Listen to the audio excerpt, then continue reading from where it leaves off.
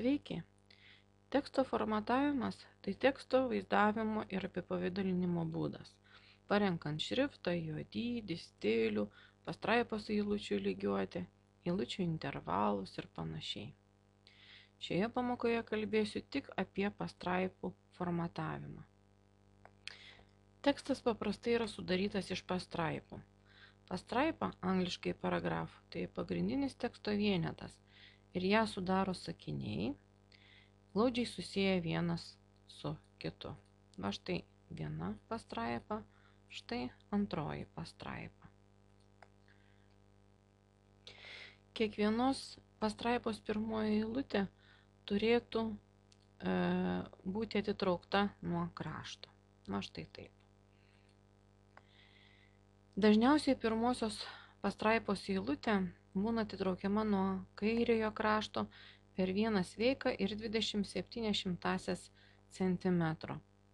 Teksto atitraukimas nuo krašto yra vadinamas įtrauka. Visi žinome 2 pirštų taisyklę, kuri naudojama pradedant rašyti tekstą ir atitraukiant pirmąją eilutę nuo krašto. Kaip tai padaryti? Kai kurie pirmos pastraipos atitraukimui naudoja tarpo klavišą, angliškai spacebar. Tai nederėtų daryti. Reikėtų naudoti tabuliavimo klavišą tab. Štai vieną pastraipą imkime ir atitraukime nuo krašto, ne visai tinkamai naudojant mygtuką, tarpo mygtuką spacebar. Atitraukia. 1, 2, 3, 4, 5, 6, 7, 8, 9, 10, 11, 12. O kitą pastraipą atitraukime naudojant tabuliacijos klavišą tab. Vizualiai tai atrodo vienodai, tiek viena pastraipa, tiek kita pastraipa atrodo atitraukta nuo krašto ir kaip sužinoti, kad viena atitraukta tinkamai, kita nelabai tinkamai. Tai nueikime į įrankių juostos, į skirtuką Home pagrindinis ir susiraskime štai tokį ženkliuką. Paspaudus šį mygtuką, kuris žymi nespausdinamų simbolių režimą, tai ir galima pamatyti. Spaudžiu. Pažiūrėkim. Vienos pastraipos pradžioje matome simbolius, taškelius, ar ne? Jie truputėlį skiriasi nuo taškų gale. Pažiūrėkime, pabaigoje taškas, kaip skyrybos ženklas dedamas žodžio apačioje. O štai šitie taškeliai yra rašomi raidės viduryje. Tai dar noriu, kad atkreiptume dėmesį į tarpus tarp žodžių. Pažiūrėkite. Pirmieji 2 žodžiai ir tarp jų yra vienas taškelis. Tai reiškia, kad tarp šių žodžių yra paliktas vienas tarpas. Jeigu aš paspausiu dar vieną tarpo klavišą, matysime 2 taškelius. Tai prisiminkite, kad tarp žodžių turėtų būti tik tai vienas tarpas, kad nebūtų 2 tarpų padėtų. Spaudžiu naikinimo klavišą, angliškai vadinamą backspace, ir ištrinu tarpelius. Spaudžiu tabuliacijos klavišą ir atitraukiu gražiai nuo krašto. Išjungiu nespausdinamų simbolių režimą. Kartais pirmoji eilutė atitraukiama ne 2 pirštus, bet gal net 2 kumščius nuo krašto. Kad nuo krašto pirmoji eilutė būtų atitraukiama tiksliai 1 sveikas ir 27 centimetro, prireiks išsikviesti pastraipos formatavimo dialogo. Jį rasite pagrindinio skirtuko įrankių juostos pastraipos formatavimo grupėje. Va štai čia. Angliškai paragraf. Ir reikės spustelti štai tokį nedidelį mažytį mygtuką, kuris panašus į stačiakampį su mažytė rodiklėle. Tai spaudžiu šį mygtuką ir išsikviečiu pastraipos formatavimo dialogo langą. Įtraukai nustatyti žiūrime į vidurinę lango dalį. ties užrašu specialus ypatingas spaudžiame varnelę ir išsirenkame žodį, kuris reiškia pirmąją eilutę, first line. Tai pirmąją eilutę mes atitrauksime vieną sveiką ir 27 centimetro nuo krašto. Spaudžiame mygtuką OK. Tai taip atitraukiama yra įtrauka. Dar kartelį atsiverčiu tą patį langą ir pažiūrėkite, jeigu aš čia parašysiu, kad įtrauka pirmos eilutės yra 6 cm. Pažiūrėkite, kiek dabar atitrauks nuo krašto pirmą eilutę. Pažiūrėkite, tai jau tikrai ne 2 pirštai, o tikrai 2 kumščiai nuo krašto. Tai kad tai pataisyti, vėl spaudžiame šitą kamputį ir pažymime, dar kartelį primenu, vienas sveikas ir 27 cm. Reikėtų atkreipti dėmesį į tai, rašant, koks skiriklis yra naudojamas tarp skaičiaus sveikosios dalies ir šimtųjų dalių. Čia pas mane kompiuterio nustatymuose yra naudojamas kablelis. Kartais gali būti naudojamas taškas. Jeigu aš, sakysime, suklysiu ir parašysiu tašką, tai žiūrėkite, kokį pranešimą man parodys. Parašys, kad tai yra neleistinas matavimo vienetas. Neišsigąskite, tiksliau atkreipkite dėmesį, čia reikėjo parašyti kablelį. Ir atvirkščiai, jeigu pas jūs yra nustatyta, kad skiriklis turi būti taškas, jūs negalite rašyti kablelio. Galima nuo krašto atitraukti ne tik pirmąją eilutę, bet ir visą pastraipą. Sakykime, ties įtrauką, kuri žymi, kiek kairėje aš atitrauksiu, taip pat aš parašysiu gana didelį skaičių, kai iškart ir lengvai galėtumėte ekrane pastebėti, kur ir kiek tai atitraukiama. Va taip pažiūrėkite, visa pastraipa kairėje pusėje atitrauks 6 cm, o pirmąją eilutę atitrauks dar vieną sveiką ir 27 cm. Pažiūrėkite. Štai va kaip gavosi. Visa pastraipa, ne tik pirmą eilutę atitraukia nuo krašto, o pirmą eilutę dar toliau atitraukia vienu sveiku ir 27 cm. Gražiname, taip, ištriname čia tą visos pastraipos atitraukimą, aš parašau, kad ji bus prie pat krašto, nebus nei kiek atitraukta, 0 rašau ir gražinu, kad atrodytų tvarkingai. Atkreipkite dėmesį į pirmąją pastraipą. Pirmą pastraipą, kai pasibaigė, ir štai prasidėjo antroji pastraipa. Ar matote tarp pirmos pastraipos eilučių, kokie yra tarpeliai ir koks yra tarpelis štai šitoje vietoje, kai pasibaigė pastraipa ir prasidėjo kita pastraipa. Matot, kad šitas tarpelis yra daug didesnis. Kodėl taip yra? Tai vėl reikia žiūrėti į pastraipų nustatymus. Pažiūrėkim, kur tai yra. Čia yra tarpai tarp eilučių ir yra nustatyta, kad po pastraipą reikia palikti 10 punktų tarpą. Va štai šitoj vietoj ir nurodėm, kad tarp pastraipų bus didesnio dydžio tarpas. Aš ištrinu šį skaičių ir prašiau 0. Pažiūrėkim dabar, kaip tai pasikeis.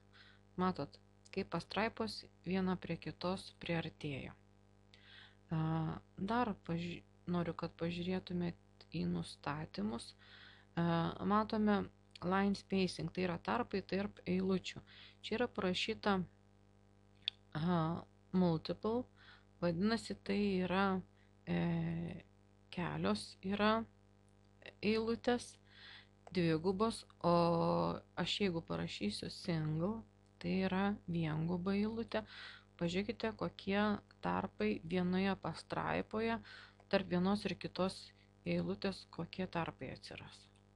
Matot, kad šitie tarpai va šitoje pastraipoje dar labiau susiaurėjo.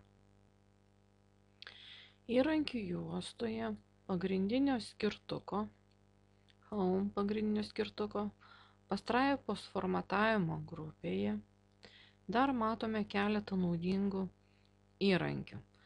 Tai yra pastraipų lygiuotės. Šie 4 mygtukai naudojami pastraipų lygiavimui. Spaudžiant šį mygtuką, tekstą išlygiuos kairėje.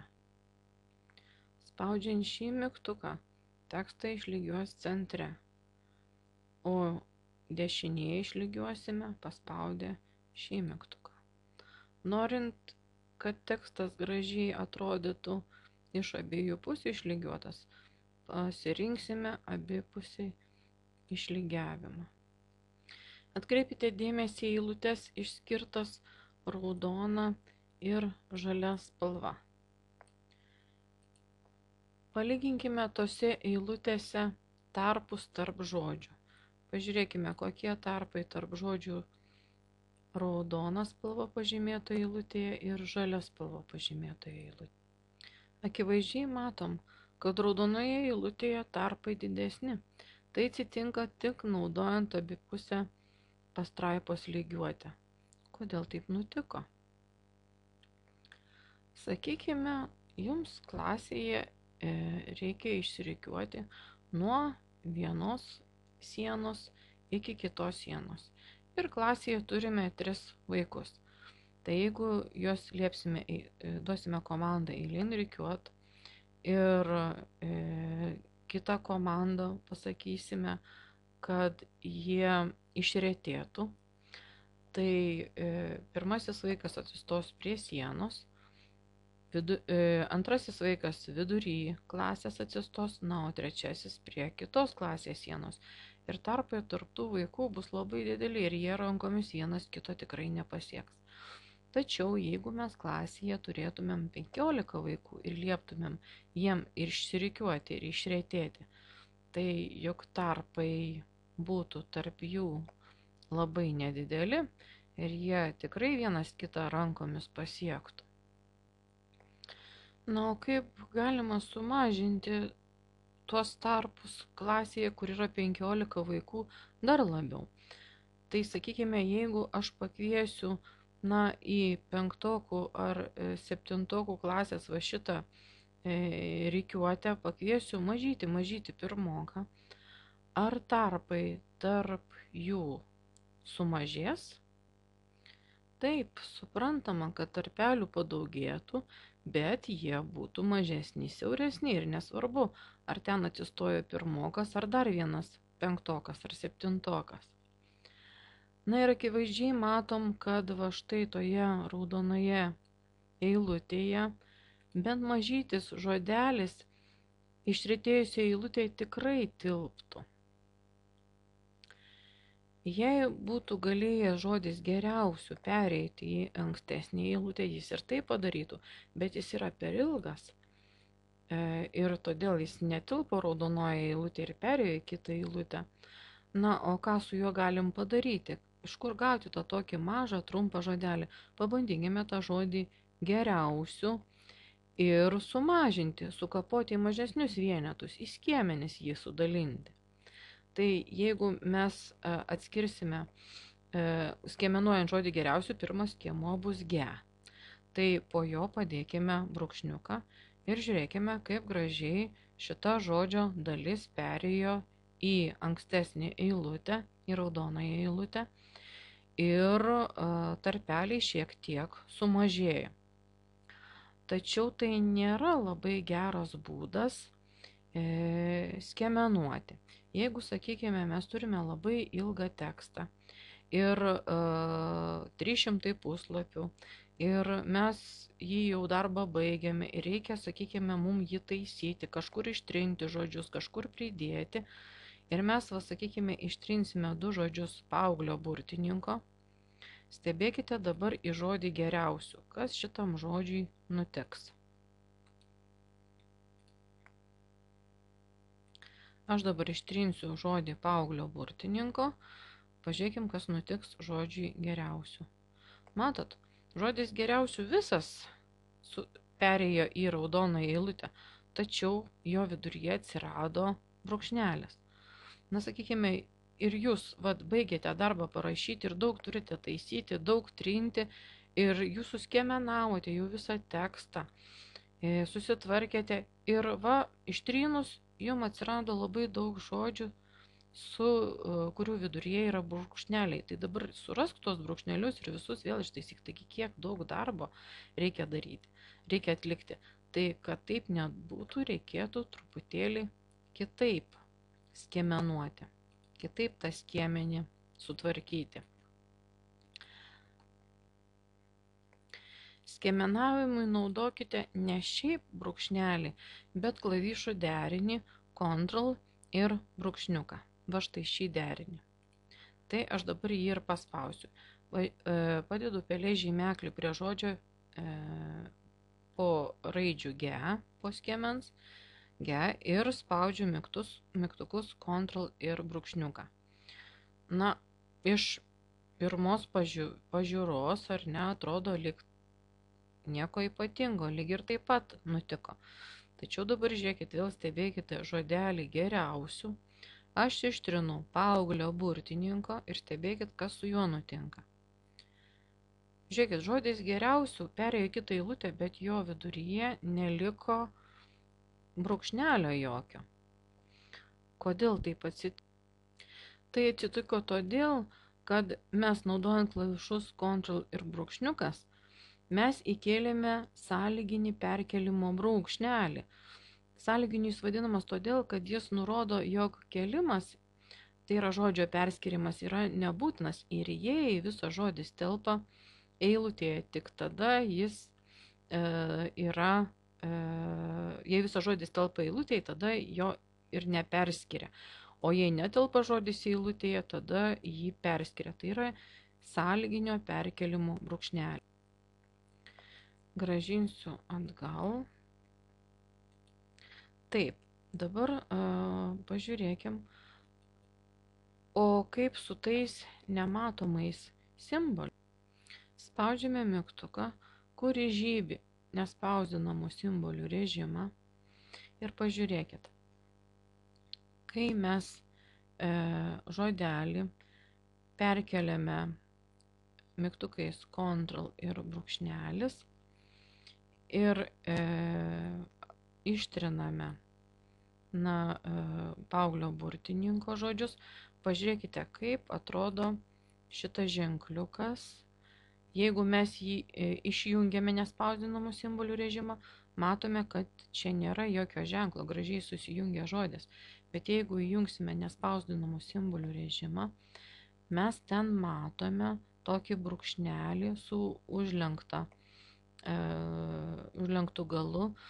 Tai jis žymi sąlyginio perkelimo brūkšnelį. Tai ne bet koks, o sąlyginio perkelimo brūkšnelis. Taip, dar grąžinu atgal. Pabandykime šitą žodį geriausių, taip suskiemenuoti. Na ir dar vieno skiemens vietoje taip pat įterpti sąlyginio perkelimo brūkšnelį. Tai būtų geriau.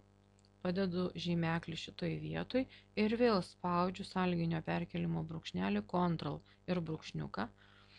Pažiūrėkim, štai perėjo dar didesnė žodžio dalis į kitą pusę. Įsijungiame nematomus nespausdinamus simbolius ir matom, kad dabar jie yra du. Tai mes skiemenuodami įdėjom du sąlyginio perkelimo brūkšnelius. Jeigu išjungiame mes nespausdinamų simbolių režimą, tai matome tą žodį gražiai susiliejusi, susiglaudusi. Tai dabar ką noriu dar pasakyti, kad šitaip yra tvarkomas tekstas, sutankinami žodžiai yra eilutėje. Tai norint sutankinti žodžius eilutėje, kai yra nustatyta abipusė lygiuotė ir sumažinti norime tarpelius tarp žodžių, tada mes turime kairėje pastraipos pusėje esančius žodelius suskiemenuoti. Tai ir pabandykime suskiemenuoti žodis fantastinių. Fun, control ir brūkšniukas. Pabandom gal didesnė žodžio dalis, tas nepersikelia. Tačiau jei tik bus galimybė, jeigu aš kažkurį žodį tai ištrinsiu, tikrai į kitą eilutę pereis ir didesnė žodžio dalis. Draugų skiemenuoju, knygose, Voldemortą, pasaulis. Na, žodis pasaulis, matot, dalis žodžio tilpo. Pabandome dar vienoje vietoje perskirti. Tilpo ir didesnė žodžio dalis. Jeigu žiūrėsime į pirmą pastraipą, pabandykime žodį straipsnyje suskiemenuoti. Straips. Tilpo. Didelio skiemens dalis. Pabandome dar vieną skiemenį nusiųsti. Tilpo ir šis. Tai dabar jau mokėsit, kaip sutankinti žodžius eilutėje ir sumažinti esančius tarpelius tarp žodžių.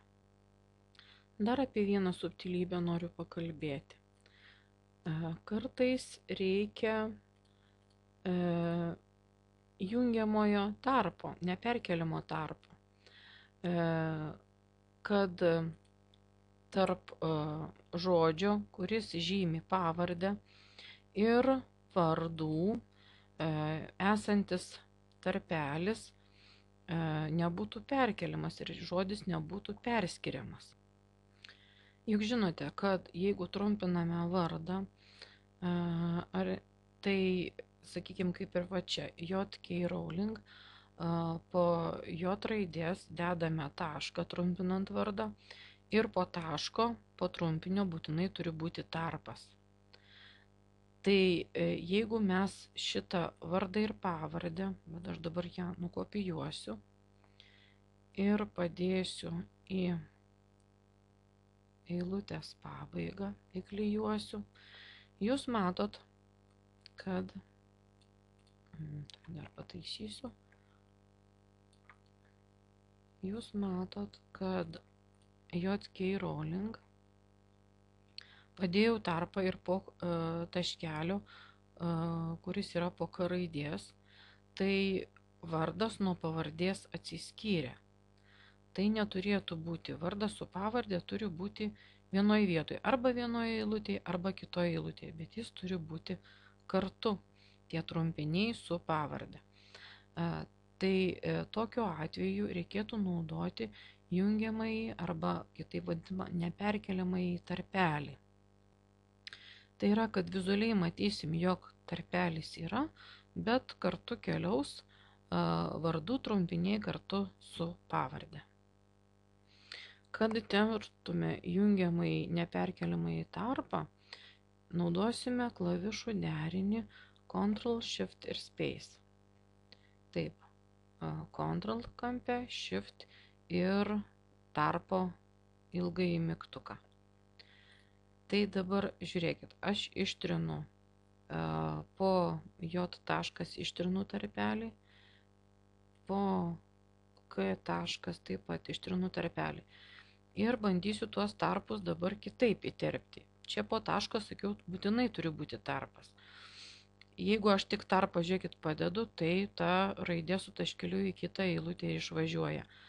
O man reikia įdėti tokį tarpą, kad visas tas derinys vardo trumpinio ir pavardės liktų kartu. Tai dar kartelį, Ctrl, Shift ir tarpą spaudžiu. Pažiūrėkite, ir neišvažiavo į kitą eilutę. Taip pat po K raidelės, taip pat spaudžiu Shift, Ctrl ir tarpas. Įsijunkime nespausdinamų simbolių režimą. Ir ką matom? Ir matom, čia ne šiaip sau, jeigu būtų tarpelis, prisimena, tai turėtų būti taškelis. Va šitoje vietoje, matom, dar yra netinkamai suformatuotas yra tekstas ir užrašytas, yra palikti du tarpai, turėtų būti tik vienas tarpas tarp žodžių ir tarpas žymi taškelis. O va šitoje vietoje jau yra tarpas, tai nėra taškelių. Jeigu būtų paprastas tarpas, aš dabar ištrinsiu ir parašysiu paprastą tarpą. Va, matot, šičia J.K. Rowling. Jeigu pažiūrėsime į kitą vietą, kai yra paprastas tarpas, tai yra ne šiaip taškas, o tas taškelis, kur žymi tarpą vidury raidės, pakilęs truputėlį. Ir jei paprastas tarpas yra taškelis, na, o jungiamasis tarpas, štai toks laipsnio ženklas yra. Ir dabar, jeigu mes ištrinsime ankstesnėje eilutėje dalį žodžio, kad ir kelias raidės, vardo trumpiniai į tą eilutę nepereis, nei J, nei K, į tą eilutę nepereis. Pabandoma 7 žodį trumpinu, netelpa. Ir tik kai pavyko sutalpinti visą tą žodžių junginį, kurį žymi vardo trumpinius ir pavardę, ir jie buvo pažymėti, kad turi keliauti kartu, tik tokiu atveju jie ir į ankstesnę eilutę nukeliavo. Kartais dar būna taip, jog rašau tekstą ir pabaigiu vieną eilutę ir tekstą rašyti pereinu į kitą eilutę ir tik pradėjus rašyti naujoje eilutėje, man reikia parašyti žodį su brūkšneliu. Tai pavyzdžiui, va štai čia galėsime pamatyti tokį pavyzdį. Iki Hario 17 gimtadienio šie kerai galios. Štai toks sakinys yra. Ir norėjau parašyti 17 ir tai yra žodis su brūkšneliu žodžio viduryje. Ir visas tas žodis turėtų būti vienoje eilutėje, arba aukštesnėje ar žemesnėje, bet jis negali persiskirti. Bet kai parašau brūkšnelį, jis nevalia supranta kaip skiemenį ir pereina į kitą eilutę. Pažiūrėkit, jeigu aš ištrinsiu, dabar dedu žymeklį prie 17 ir spaudžiu mygtuką, taip, backspace. Ir pažiūrėkit, ištryniau kartu su brūkšneliu. Jeigu tik brūkšnelį parašau, taip skaičius 17 ir brūkšniukas pereina į ankstesnę eilutę. Tai ką tada daryti? Yra dar viena klavišų kombinacija, kuri gali parašyti neperkeliamą brūkšnelį. Tai yra klavišų kombinacija Ctrl, Shift ir brūkšniukas. Kombinacija Shift ir brūkšnys, prisimenam tikriausiai, kad naudojant šitų dviejų klavišų kombinaciją mes galime parašyti apatinį brūkšnį. Na, žemiau tokį nuleistą. Tai va spausime Ctrl, Shift ir paprastas tas brūkšnys ir tada mes gausime neperkeliamą brūkšnelį. Nagi žiūrim. Ištrinu. Tiesa, įsijungiu nespausdinamus simbolius, matome, kad brūkšnelis tai yra tiesiog paprastas brūkšniukas, paprastas brūkšnelis, nedidelis mažiukas ir aš jį ištrinu ir man reikia būtinai brūkšnį parašyti tą brūkšnelį, bet kad jisai būtų neperkeliamas kartu keliautų su visų žodžiu su skaičiumi, tai reikia man spausti Ctrl, Shift ir brūkšnelį. Pažiūrėkite, taip ir padariau. Pažiūrėkite, ir jau šitą 17 man į ankstesnį eilutę nebepersikėlė. Pažiūrėkim nespausdinamus simbolius. Na ir štai, rodo tokį daug ilgesnį ir plonesnį brūkšniuką. Tai jisai žymi neperkeliamą brūkšnelį. Ir jeigu dabar aš ištrinsiu, va, štai trumputį žodelį iki, ištrinu, pažiūrėkit, visas žodelis 17, jis nukeliavo į ankstesnę eilutę kartu. Grąžinu atgal, pabandykim ištrinti tik tai vieną raidę. Negalėjo pereiti žodelis. K, I. Na ir tik tai 3 raidės ištrynus atsirado galimybė visą žodelį perkelti į ankstesnį eilutę. Kol viso žodelio nepavyko ankstesnę eilutę perkelti, net ir kelių to žodelio simbolių, raidžių po vieną nekėlė. Taip. Kada dar reikėtų naudoti šitą neperkeliamą brūkšnelį ir klavišų derinį Ctrl, Shift ir brūkšnys? Tai reikėtų naudoti rašant tokius trumpinius, sakykime, 30-metis. Jungiant prie arabiškų skaitmenų antrąjį sudurtinio žodžio dėmenį.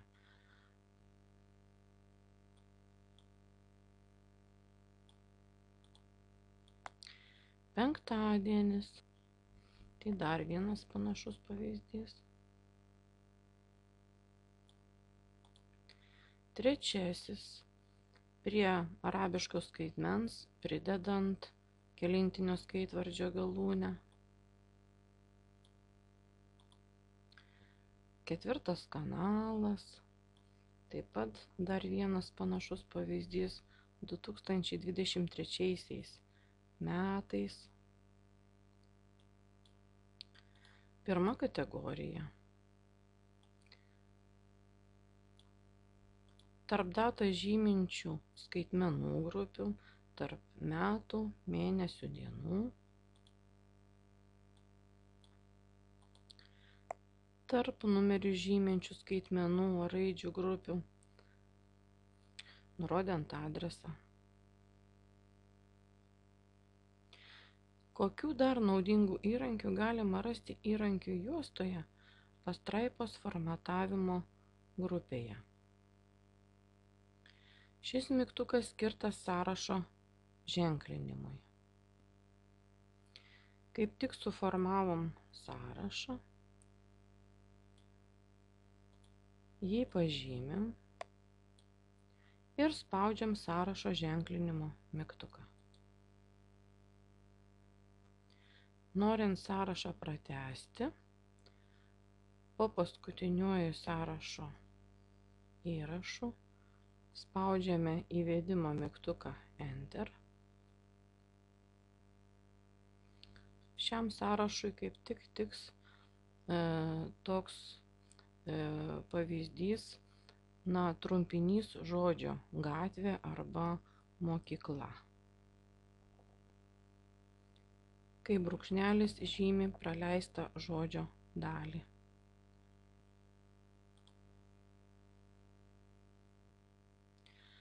Norint pasirinkti kitokį ženklelių stilių nei taškeliai, reikėtų paspausti rodiklėlę esančią šalia šio mygtuko. Štai šitą rodiklėlę. Spaudžiam. Na ir išsirenku kitokį ženklelius, sakykime, varnelėmis arba tokiom rodiklėlėm.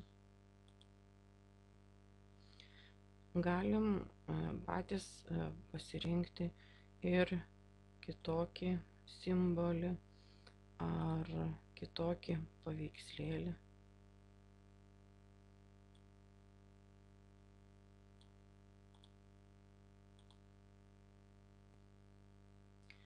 Kitas mygtukas skirtas sąrašo numeravimui. Pažymėjus sąrašą, paspaudžiu šį mygtuką. Paspaudus šalia šio mygtuko trikampėlį, galim pasirinkti kitokius numeravimo ženklelius. Tai skaičius, tai yra skaičiukai su skliaustais, numeravimo raidėmis, didžiosiomis, mažosiomis, su taškeliais, su skliaustais, na ir panašiai.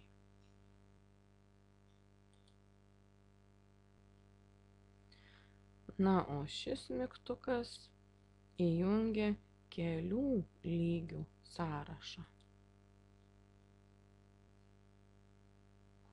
Pademonstruosiu, kaip toks kelių lygių sąrašas formatuojamas.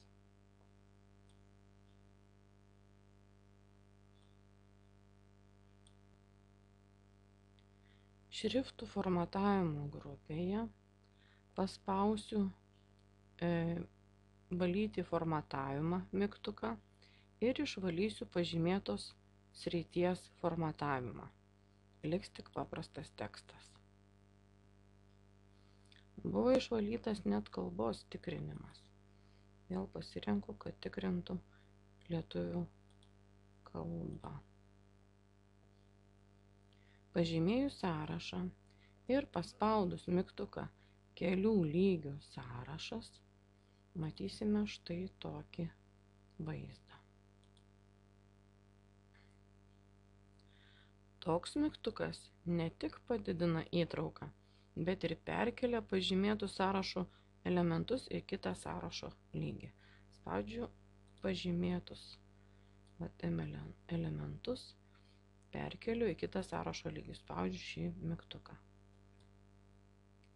Ir jis pastumdamas elementus į dešinę, juos ir perkelia į tą kitą sąrašo lygį ir jau ne skaičiumi su skliausteliu yra sąrašas numeruojamas, o antrame lygyje numeruojama raidėmis, nes aš taip pasirinkau štai tokį numeravimo variantą. Vėl žymiu sąrašo įrašus, kurie turėtų pereiti į kitą lygį ir spaudžiu įtraukos mygtuką. Vėl žymiu, vėl spaudžiu mygtuką.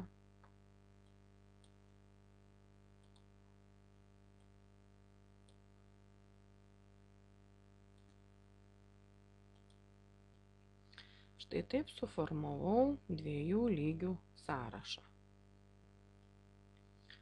Paspaudus įvesties mygtuką Enter po paskutiniu įrašu, aš galiu sąrašą pratęsti ir galiu tą sąrašo įrašą perkelti į ankstesnį lygį. Spustelėdama kitą įtraukties mygtuką. Mygtuką, kuris mažina įtrauką. Paspausiu naikinimo mygtuką Backspace ir ištrinsiu paskutinį įrašą.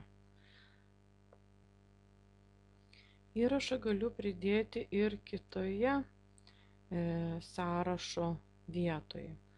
Sakykime, va štai šioje vietoje padedu žymeklį ir spaudžiu įvedimo mygtuką Enter. Na ir sąrašas antro lygio sąrašas išsiplečia ir atsiranda dar vienas įrašas.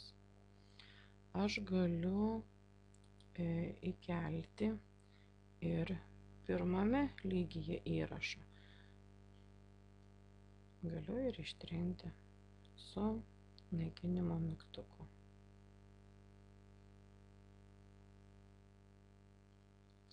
Dar šiek tiek apie įtraukas.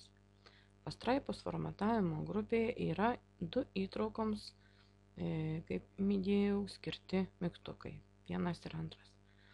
Kairiau esantis mažina įtrauką, o dešinysis didina įtrauką.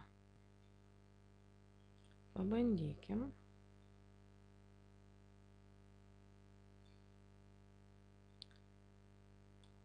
Štai pažymiu pastraipą ir spaudžiu kairįjį mygtuką, kuris mažina įtrauką ir pritraukia arčiau paraščius.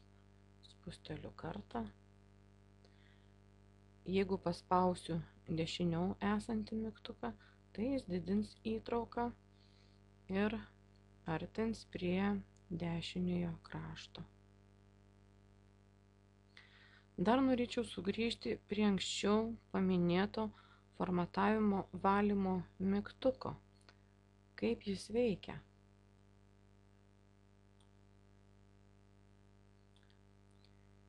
Šioje pastraipoje teksto formatavimui panaudotos įvairios priemonės. Keli šriftai. Štai čia Chiller šriftas, šis Algerian, Arial, Calibri. Panaudoti keli stiliai, pusjuodis, pabrauktas,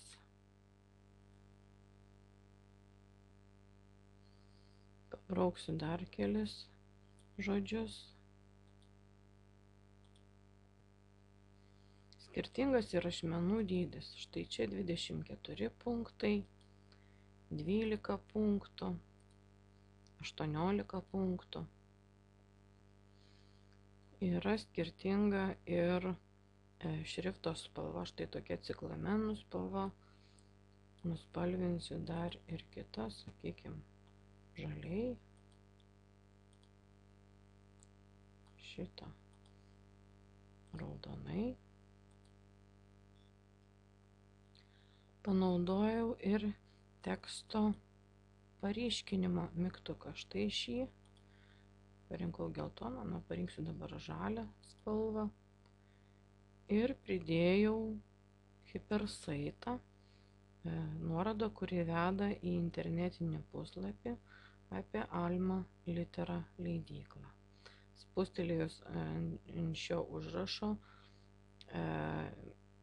Ctrl valdymo mygtuką ir spustelėjus pele, mus nuves saitas į internetinį puslapį, į straipsnį apie šią leidyklą.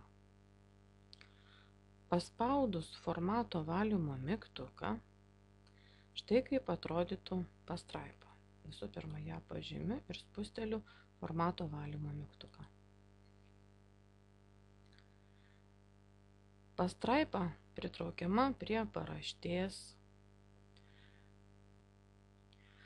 Kalbos rašybos tikrinimo priemonė nebetikrina lietuviškai, tekstą tikrina anglų kalba, nes numatytoji kalba yra anglų kalba, čia nustatyta. Suvienodėja pasikeičia šriftas ir jo stilius, nebelieka pusjuodžių, pasvirusių, pabrauktų rašmenų, išskyrus hipersaitą. Štai šitą ir šitą hipersaitą. Tai pabraukimas išlieka ir hipersaito spalva. Tekstas palieka juodos spalvos, išskyrus taip pat hipersaitus. Nustatoma kairinė pastraipos lygiuotė pagal nutylėjimą. O prieš tai, prisimena, tai buvo abipusė lygiuotė, o dabar kairinė. Štai buvo abipusė, o dabar liko taip kairinė. Noriu atkreipti dėmesį, kad komanda valyti formatavimą nepašalina teksto paryškinimo. Štai tekstą, kurį paryškinau šiuo įrankiu, paryškinau žaliai, taip ir liko. Taip pat nepašalina ir hipersaitų. Štai liko nuoroda į internetinį puslapį, viena ir kita nuoroda liko. Tai tų dviejų dalykų formatavimo valymo mygtukas nepašalina. Tai tiek apie formatavimą, apie pastraipų formatavimą.